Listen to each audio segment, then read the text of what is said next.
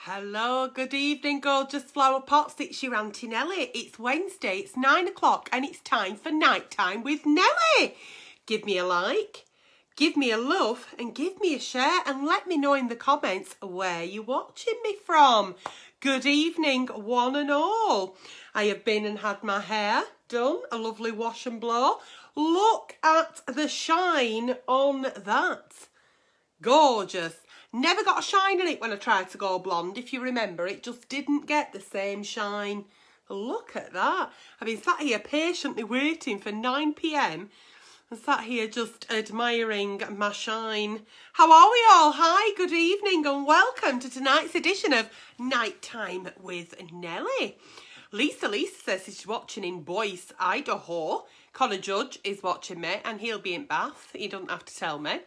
And Mark Newell is watching. Good evening, my gorgeous daughter. Hello, Tracy Kingston. Did you have a lovely birthday? And I hope your foot's much better. Hi, Vanessa Worthington. I will be with you tomorrow at that there Ruby and Daisy for a very exciting day. So welcome to tonight's Nighttime with Nelly once again. Give me a like, give me a love, give me a share. I have retrieved some Nighttime with Nellies. As you know, if it's your first Nighttime with Nelly, welcome. Good morning, good afternoon and good evening, wherever you may be watching me from. And what happens is, it's a show that lasts however long it needs to last. And there is strong language throughout and always talk of a sexual nature. As on a Nighttime with Nelly, hello Becky Feig.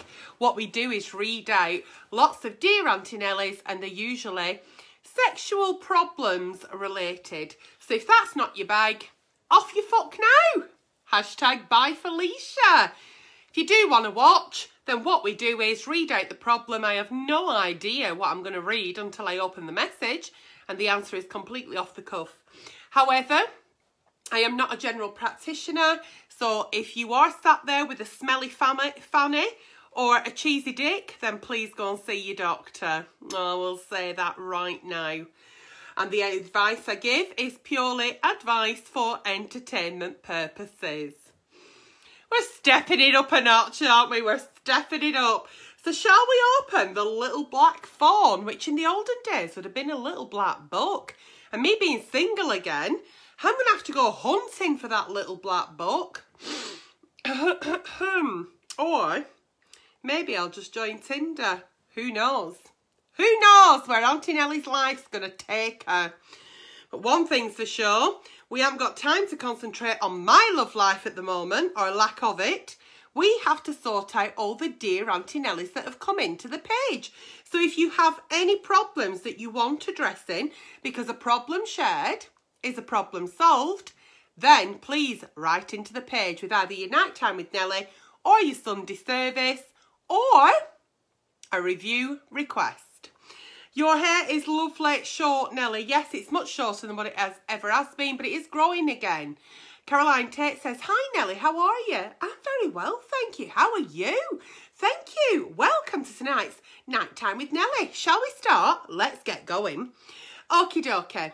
Hartley is on the bed with me, so if he makes an appearance, okay, it's Hartley Blue. It's not some young man that I've had strapped outside a bed for sexual purposes after the show. Chance to be a fucking fine thing. Dear Auntie Nelly, I met a guy online just before lockdown. We would talk daily for a couple of weeks at a time, then I wouldn't hear from him for days. He is the one that always initiated contact. When we do talk, it is very flirty and always sexy. Oh, once lockdown restrictions were lifted, we met a few times for drinks and went out for a meal. I started to develop feelings for him. Well, what does Auntie Nelly always say? It's okay to catch feelings, it's not okay to catch chlamydia. Okie dokie. I tried very hard not to fall in love with him. He also told me he wasn't looking for a relationship. We went out last weekend and ended up sleeping together. Now, when I say they went out last weekend, they could have gone out in fucking June. I don't know when this message has come in. Okay, so they ended up sleeping together. The sex was awesome. Oh, the best I've ever had. I really thought that he might be changing his mind about being in a relationship with me, but he's now ghosting me. It's all gone quiet. Not only do I think our friendship is ruined, I feel so used. Should I ask him outright how he feels about me or forget about him? It is so hard to be in love with somebody who doesn't feel the same way. I'm so torn and I'm starting to wonder what is wrong with me and why he doesn't want to be with me. Oh, cracky. Listen, he told you he didn't want to be in a relationship, and what I always say to people is listen to what people say because they're telling you. So he said, I don't want to be in a relationship. You haven't really got much of a friendship. He might have been your lockdown buddy, let's say, so you were sending the odd message because there were fuck all else to do, unless you were me, and then I just found myself in fridge a lot. I actually thought that I was going out with a fridge at one point. I was spending that much time with it. But anyway, it's not about me. Right, I don't want a relationship. So you had a bit of a chat on text. You ended up going out for a few drinks. You've had a lovely meal. You've ended up fucking. Now he's got a bit quiet on you.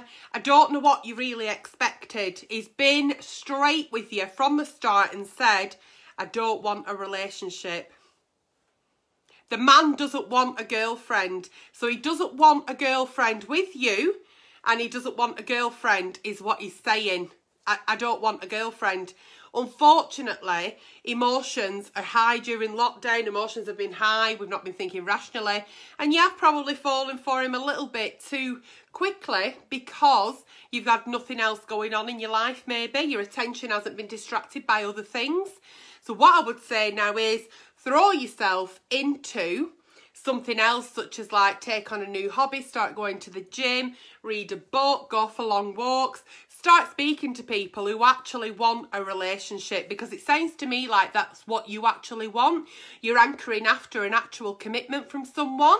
You're not going to get it from him. The fact that you've had sex with him, don't beat yourself up about it. Sex is wonderful. Sex is great between two consensual adults. It's wonderful. You've had a great time. So what? Don't keep looking at your phone. Don't get excited if it texts and it's your mum and it's not him.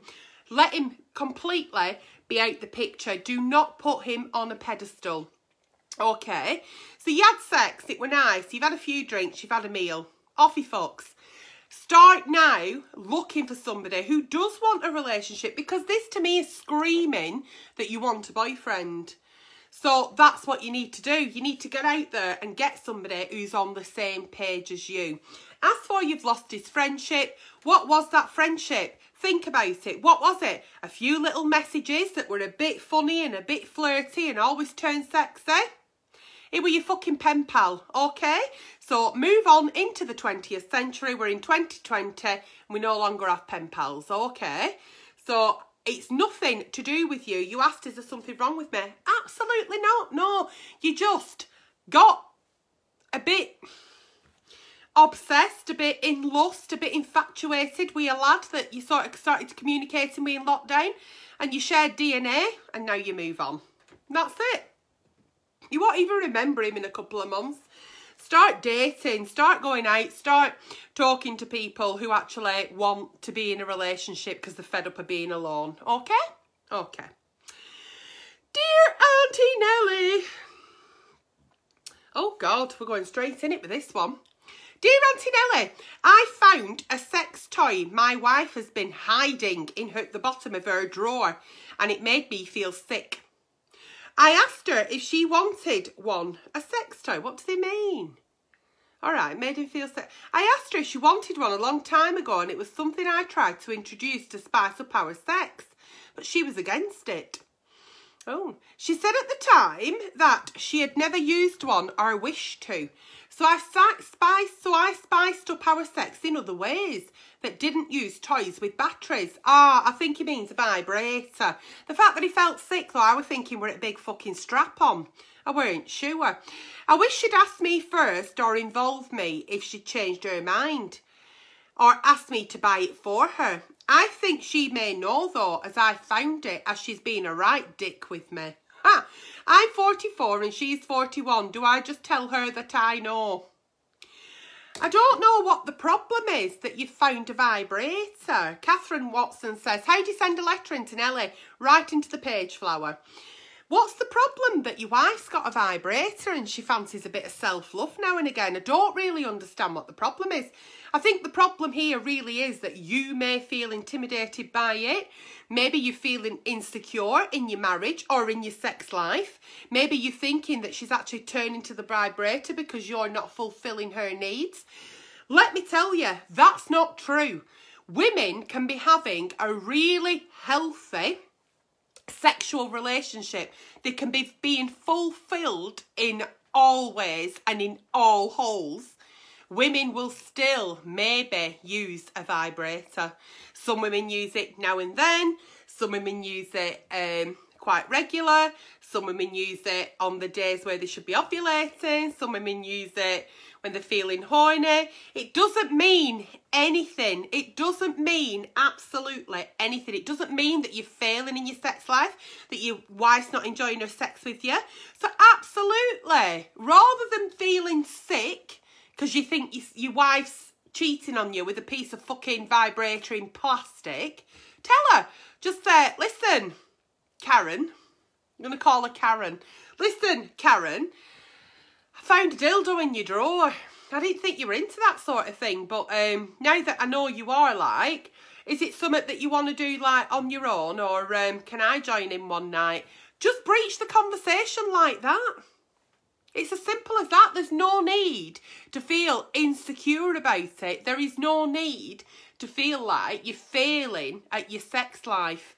Some people keep masturbation as a very personal, private thing, and other people scream and shout about it. So, do you know what I mean? I mean, it's just one of them things. You found a vibrator. And what? This is not really a massive issue. You're making it into a massive issue. Okay? So she may say, well, okay, yeah, we'll try it one night together. Or she may say, I'd rather not. No, it's just something that I do now and again when I just feel that I need to give myself a bit of self-love, and leave it at that, because she's also entitled to have private time on her own and to do self-love and self-care. I think masturbation is self-care. You may not agree with me, but I think it's all about self-care. So there we go. There we go. And what are you doing going through her drawers? I hope you're not going through, like, looking for shit. Because, like, you're not trusting her much, are you? You shouldn't be going through her personal shit. If you went through my fucking drawers, God, you might find that fucking cable that I've been looking for 5 years. Anyway, moving on. Right. Dear Auntie Nelly, I started seeing a girl and she moved in, things were going well. But recently, she only wants to have sex when she's absolutely shit-faced. I shouldn't laugh, should I? It could be really serious as we read on. I've usually gone to bed and I'm asleep by the time she gets back from a night out, but that's when she's all over me. I'm not saying she isn't allowed to have a drink, but she's off her head usually. That's not how I want our sex life to be. I try to initiate sex when she's sober. She makes excuses. She remembers nothing about it the next day, and I talked to her about it, and she said she'd stop drinking wine as that's what gets her very drunk. But she again woke me up the other night trying to have sex with me when she was drunk. She again had no memory of it and was full of sorries the next morning, saying never again. She says she doesn't have an alcohol problem, but it's putting me off her sexually. The only image I can see now is her forcing herself on me, and that is not very sexy. What can I do? I mean, we all like being woken up in the night for sex, but not by a pissed up woman. Are we absolutely sure that she hasn't actually got an alcohol problem? Are we absolutely sure that alcohol isn't her giving her that sort of courage to actually make the first move? You know, there's a reason why she's drinking to excess, because everybody likes to have a drink, especially people who don't have an alcohol problem are allowed to go out and get, as you call, shit-faced once in a blue moon.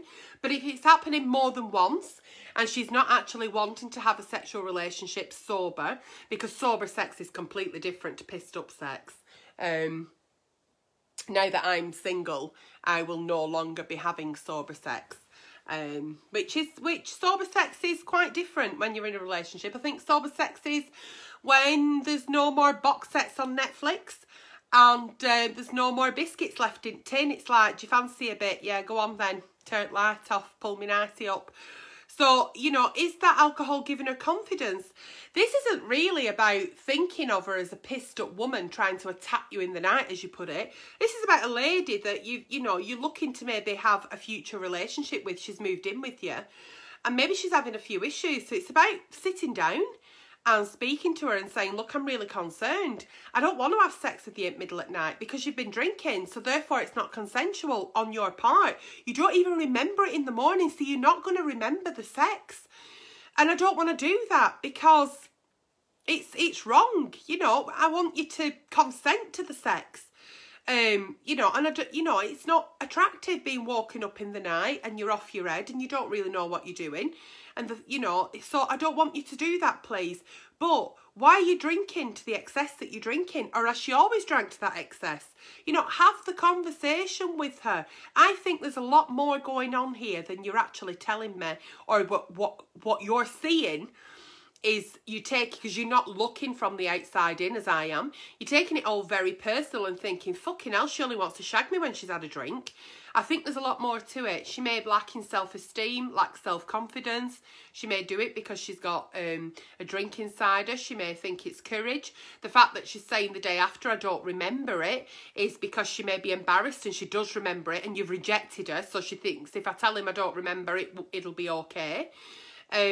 You know, there's a lot going on here. So I really do think you need to have a sit down at the kitchen table. So, first couple of the evening, hashtag kitchen table.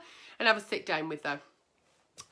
Yeah, Kelly Johnson, it's all been explained, sweetheart. I'm sorry you missed it. But yeah, so what you need to do is just have a sit down with this lovely lady and explain to her that you're concerned, what's going on, you know, and just say to her, you know, do you feel that, you know, that you can only initiate sex with me if you've had a drink? If that's the case, you know, I would welcome your advances anytime. I love you so much. I find you really attractive. You know, if she knows she's not going to get rejected, she may try it sober. So I think we need to have a big chat here. Absolutely. Okay? There we go. Bless her. Bless her. I mean, the last thing I want to do is have sex when I'm pissed. I don't get pissed a lot anyway, so a few glasses of wine and I'm anybody's. But it's the last thing I want to do is fucking start jumping around on a big cock. It'd just make me sick. All I want to do is eat a kebab. I can eat a kebab sober though, me. I like a kebab. Right. Dear Auntie Nelly, I'm 52 and I'm barely 4 inches. Oh, here we go. Dear Auntie Nelly, I'm 52 and I'm barely 4 inches when I've got a hard on. Oh. No one knows about my secret, and for years my friends have been trying to fix me up on dates. I always decline. I now avoid social situations and I use prostitutes instead. Seeing these girls and the fact that I've now put on a lot of weight makes me feel worse. I feel everyone else has a wife and a family and I'm on the outside looking in with nobody to care for me. I sometimes wonder what's the point in my life. Who's going to want to love somebody who's fat, small, bald, with a dick that's only 4 inches? Please help. You'd be fucking surprised, Flower. Look at Danny DeVito. He's a hunk in Hollywood, you know, and he's only little. And he's got a little bit of chunk around the middle. And I doubt very much that he's got a massive dick. Well, even if he has, I bet he's not fucking seen it. I don't want you to get wrapped up in the fact that you can't be a good partner, a good husband, a good boyfriend, a good lover, just because your dick isn't 11 inches thick or long. It's not about that. Honest to God, we laugh about it. It can be a joke. It's in lots of gifs, lots of memes, and it really does knock men's self-confidence. But women, at the end of the day, I'm a woman, believe it or not. I'm not actually, you know, really called Daniel. I'm a woman. We don't really care about that sort of shit. We really don't. It's not really about having a big fat cock inside you. I kind of choked on them words then. But it's not. It's not. When it all boils down to it, are you a good man? Are you a good person? Could you look after your partner? Could you be a good family man? Could you tip up your wage at the end of the week and make sure you've put a roof over your family's head? You know, women look for so much more than the size of your cock. And I think you're letting your life be ruled because your cock is only 4 inches thick, 4 inches hard. And so fucking what? Absolutely what? Have you been to the doctors? Have you told the doctor that you've got a thing about your dick only being small? Have you had women in the past say your dick's only small? You know, I'm not being funny, but you've got a tongue, you've got fingers. There's fucking sex toys out there. There's loads of sex companies out there. You know, you can still have a fulfilling sexual relationship with a woman. Absolutely. Just the fact that you've got a bit of flesh in between your legs and it's not as big as somebody else's does not mean to say that you don't deserve a full and loving, fulfilling relationship with a partner. Absolutely not. I don't know why you're declining dates. And the thing is, yeah, okay, you're seeing prostitutes. That's fine. You choose to do that. It's consensual. Not a problem. But you're putting weight on. Are you putting weight on because you're unhappy? You're comfort eating. So not only now are you actually feeling really insecure about, you know, the size of your penis, but now you're going to feel insecure about what your body looks like. So where does it stop? Where does this self-hatred come from and where does it stop? I think your first stop would be to go and see your general practitioner and tell them exactly how you feel about it, how it makes you feel. And I wouldn't open up to my friends about it, certainly not, because you need to ingest this. You need to ingest it and you need to sort of understand that the life you've been living is because you've been sort of self-hating. So you need to start loving yourself a little bit. And when you start loving yourself a little bit and you realise it's not about size and you realise that, you know, in a loving relationship, women look for so much more than the size of your cock, you'll realise that then you've got other things to offer. You'll start concentrating on you as a person and what you can actually bring to the table, and then you can start dating, because then you won't be so focused on she might see how little my cock is. It won't be about that. It won't be about that. You'll have so much more to offer. But your first stop is go and see your general practitioner, and your second stop is stop thinking about your dick and the lack of it, and start thinking about you as a person and where you can improve your life. So maybe join a gym, maybe start eating a little bit more healthily, eat less, move more, and that'll make you feel good.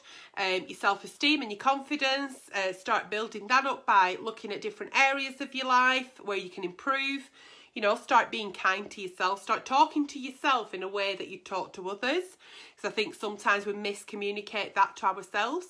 Once you do that and you start feeling a little bit better about yourself, don't decline the dates. Don't put yourself off. Life's short enough as it is to be alone. And if the right lady comes along, she won't give a fuck about the size of your cock. It's not something we speak about. It's just, you know, how's such a body? Yeah, he's all right.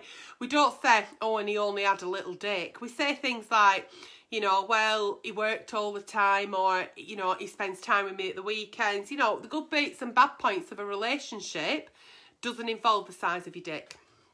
So I hope that's answered you correctly. But I really do, once again, really want to say, I don't know how old this message is, but please, if you haven't already been, please go and see your GP. And believe me, you won't be first and you won't be last.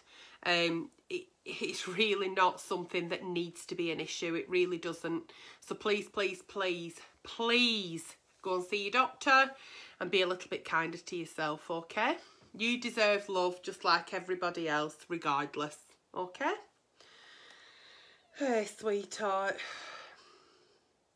Dear Auntie Nelly, I recently got off with a lad from our village.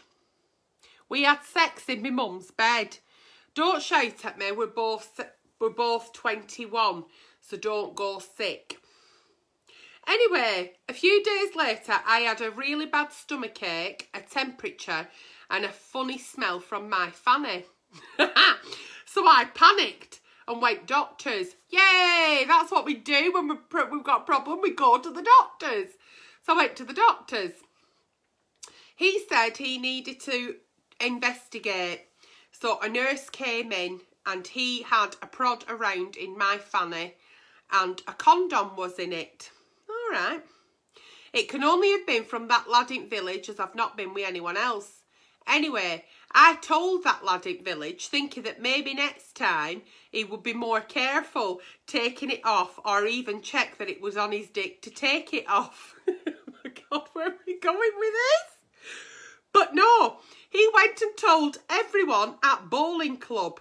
And now there is a rumour going round bowling club that I have the fanny the size of a bucket. I'm so ashamed and have stopped bowling. Should I tell my mum? Oh, fuck a duck. Do you know what I'd say to that? But only because I'm good with comebacks. But the fact is that he's telling people that you've got a fanny the size of a bucket because he lost a condom in your fanny. I'd be telling people the reason the condom come off his dick is because his dick weren't fucking big enough to fucking fill it. And you'd bought extra small. So it's all about the comeback, sweetheart. Yeah, I'd tell you, Mum. I would tell you, Mum. You're 21. You don't have to tell her the ins and outs and that you slept in a bed, but you'd have to say, Mum, I had to go to the doctor's. I had a bit of a temperature. I did have protective sex, but unfortunately the condom came off and it ended up inside me. I've been to the doctor's. He retrieved it. I'm now, you know, having a pregnancy test and an STI test because I'm sure that's what the doctor would have offered. You know, some sort of test to make sure that you're sexually healthy. And because the condom came off, there could be a chance that you could be expecting. So tell Mum, because us mums, believe it or not, we know that our little girls do start growing up and these things happen. So, yeah, that's what I would do. As for stopping bowling, hold your head up high, Flower. Hold your head up high. If he's going to go round and tell everybody that you've got a fanny like a bucket, then I'd be going round telling everybody that he's got a chipolata dick and it will like him throwing it down fucking Mersey Tunnel. That's what I'd be saying. I'd be saying the size of his fucking dick. Surprised he could get a fucking condom on it. No wonder it fell off. It's tiny. It's like a chipolata. Talking of chipolata, what are you doing for Christmas? Because I don't know whether they're allowed more than 6 people. Just fucking grin and bear it. It sounds to me like you live in a little village. And everybody knows everybody. Grin and fucking bear it. You'll be last week's fucking chip paper by now, I would have thought. So moving on. But yeah, if your doctor hasn't already said that, but I'm sure they have, make sure that you've got an STD test booked at your local gum clinic and you've had a pregnancy test. And if it is a fake, then yeah, it's quite funny. Not hilariously funny. I've not pissed myself and I'm wearing a 10 lady, but I'm still waiting for a fake to come in that's that fake and that funny that I will piss myself. But if it's not fake, God bless you. Okay. Dear Auntie Nelly. Oh, and I'll obviously tell your mum as well, because if you don't, somebody else will. Please help. Help. I have a stepson. He's 18 and he's been stealing my clothes. Oh, heck. As time goes on, he ends up with a big pile hidden in his room. As far as I can tell, he is using them to masturbate on. As when they eventually end up back in the laundry basket, they're soiled with dried spunk. That's nice. I am completely freaked out by this and told my husband. My husband talked to him and even bought him some women's underwear so he would leave mine alone. But this hasn't worked. He even knows that I know and still continues to do this. Has anyone else ever dealt with this? No, I can honestly say that. No, not that I'm aware of as anyone's stepson come into my house and nicked any of my clothes and had a wank on them and knew that I knew, because I'd chop his fucking cock off. I think what's happened here is by your husband going and buying him his own sort of his own personal collection of underwear, I think he thinks he's got the green light. I think he thinks it's okay and he can continue to do that because Dad said it's okay. And maybe Dad didn't just buy enough knickers for him that keeps him going through weeks, so he's had to continue to rob yours. So I think what we do is we all speak to him. We all sit him down and speak to him and tell him it's not acceptable. It's not acceptable what he's doing. You know, and why is he not ashamed and embarrassed about doing this? You know, if he wants to be masturbating into knickers, that's fine. But go and buy your fucking own and wash your own. You know, it's not acceptable to be stealing mine. Now, I don't know if his mum's on the the horizon at all, or why he lives with you or whatever. But I think Dad hasn't had a stern enough word with him.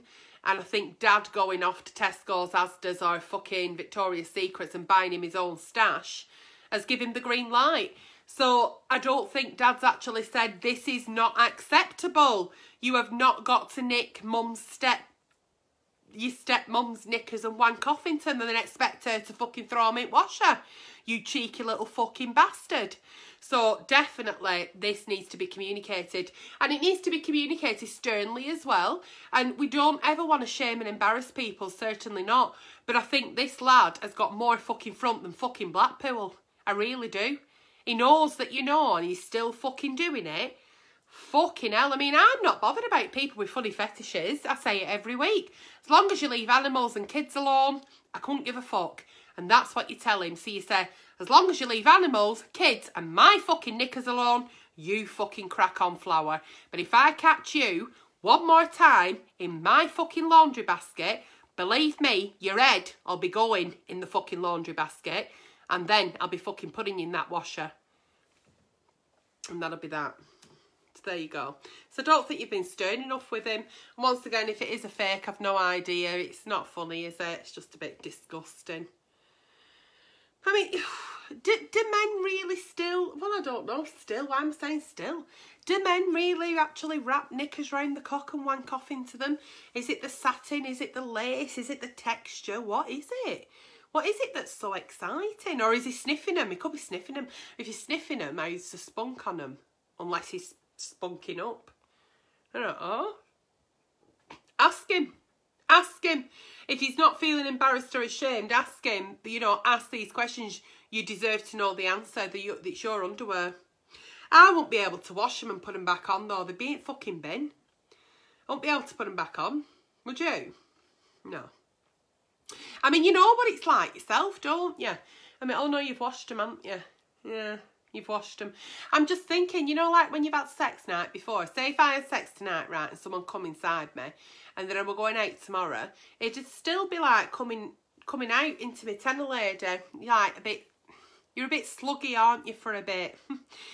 Yeah. Even if you have a shower after and shove shower head up there, it's still there, isn't it? Just seepage. You've got like seepage for a good 24 hours. Yeah.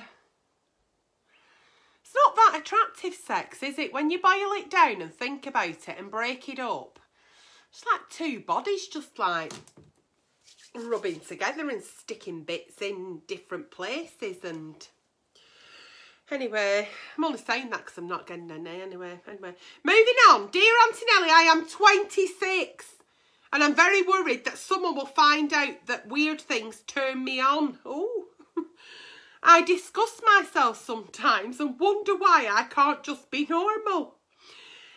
I want to meet someone I like, fall in love and live happily ever after. Some of my friends are already on their way to doing this, but I'm nowhere near, probably because they're not weird like me. Are there ways to cure me? I don't want to tell you any more about what I do because then you wouldn't want to help me, and I really need help. Please help.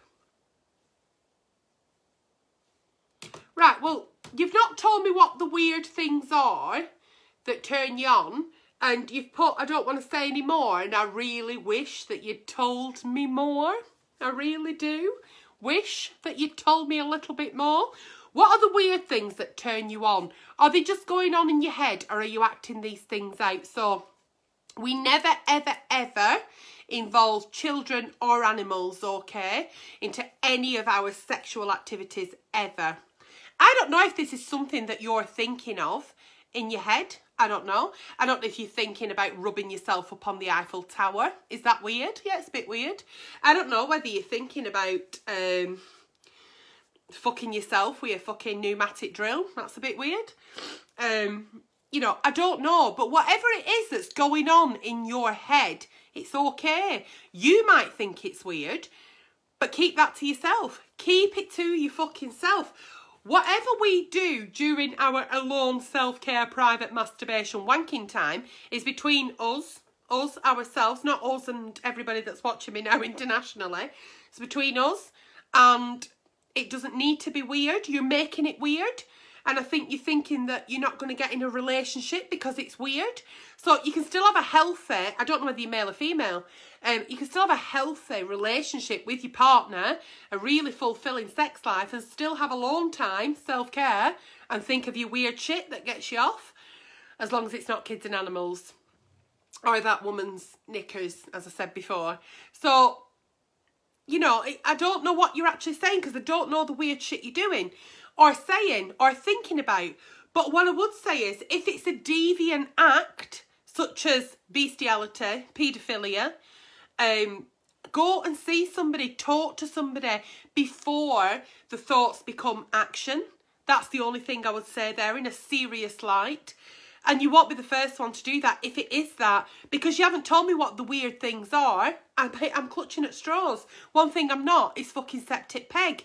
If I was septic peg, I'd be sharing lottery numbers with us all, and we'd all have a bit, wouldn't we? You know, we'd all have a bit of cash. Fuck knows, we all need it right now. But yeah, I don't know what the weird things are that makes you think you're weird.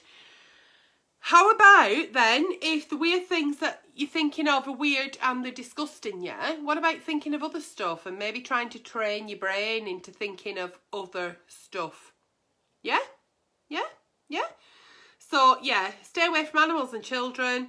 If they're your thoughts and you're frightened they might turn to actions, go and see a GP immediately. Yeah.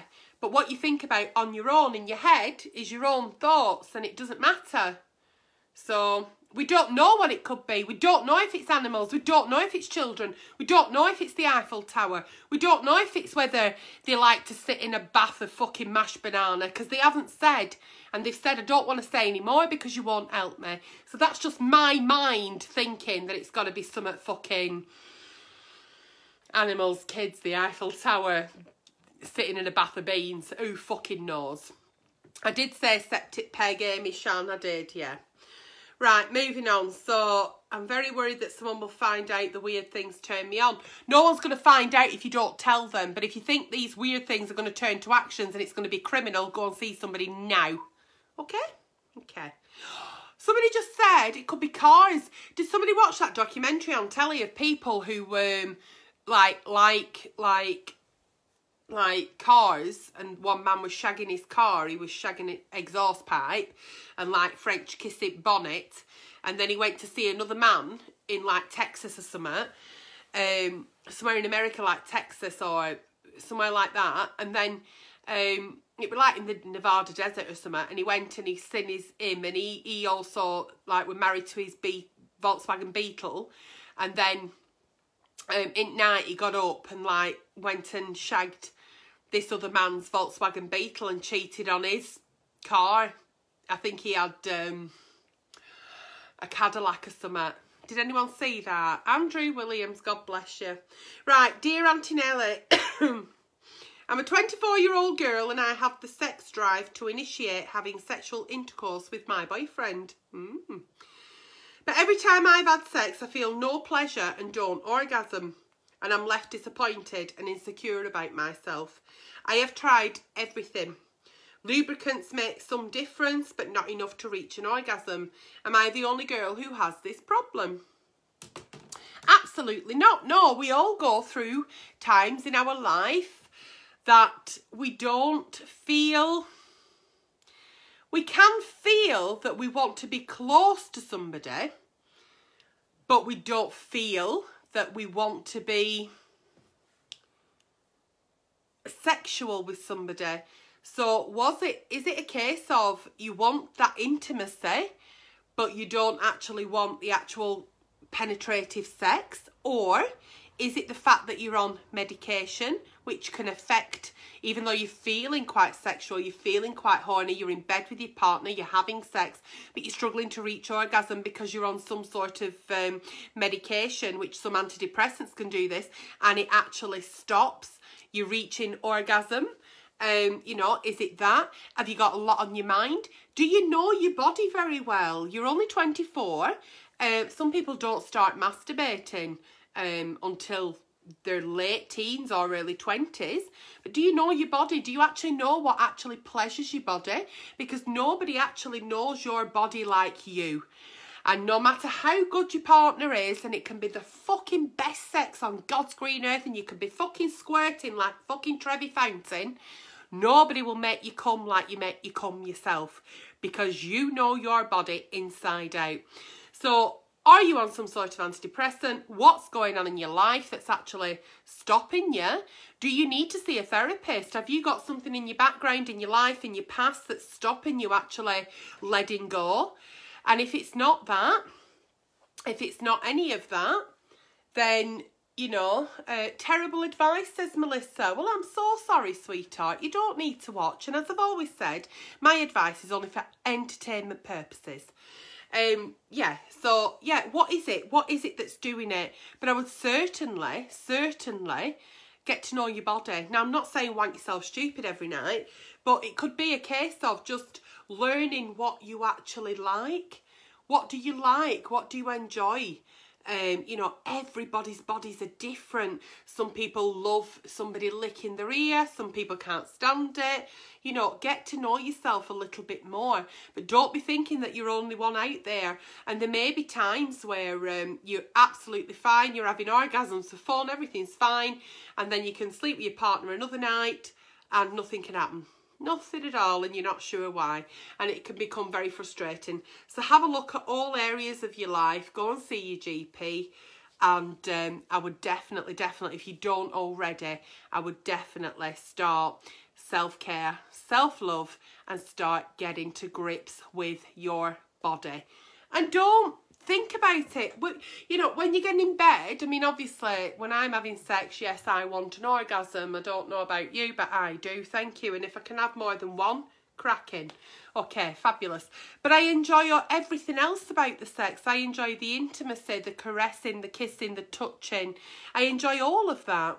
So what I would say there is, you know, don't be thinking about the final result, which is the big O. If that happens, fucking brilliant. If you squirt all over him, even better. But enjoy the whole of the sex. Enjoy the foreplay, the kissing, the intimacy. Enjoy all that. It's not always about the penetration, and it's certainly not about the big O, even though that usually is what ends it. But don't concentrate. As soon as you're in bed with your partner, don't be thinking, oh God, I hope I'm going to come because I didn't come last time. Because immediately you're putting a wall up and your body's closing up and you're not relaxed. So there you go. So lots there tonight to think about. And I think actually that was a really good nighttime with Nelly, because it was a good mixture of questions with maybe a fake one thrown in. I'm not sure. But that was tonight's Nighttime with Nelly, and I hope you've enjoyed it as much as I have. So please, please, please give me a like, give me a love, and give me a share.